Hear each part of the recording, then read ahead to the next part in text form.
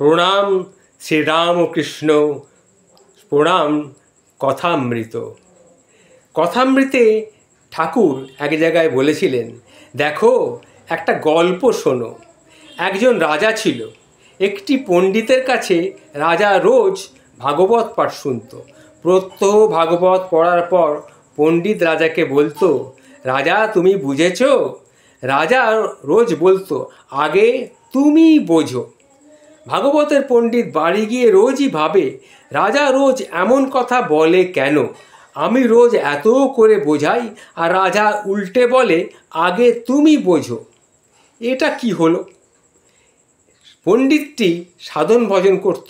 কিছুদিন পরে তার হুঁশ হলো যে ঈশ্বরই হচ্ছে আসল বস্তু, আর সবই হচ্ছে অবস্তু। আর সব বলতে এই গৃহ, পরিবার, ধন, জন, মান সম্ভ্রম সবই অবস্তু। ঈশ্বরই হচ্ছেন একমাত্র বস্তু। সংসারে সব মিথ্যা।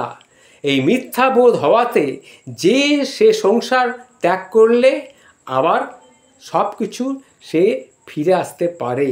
কিন্তু এই সংসারকে সব মিথ্যাবোধ হওয়াতে সেই সংসার ত্যাগ করলে যাবার সময় কেবল একজনকে সে বলে গেল, রাজাকে বলে গেল, এবার আমি বুঝেছি।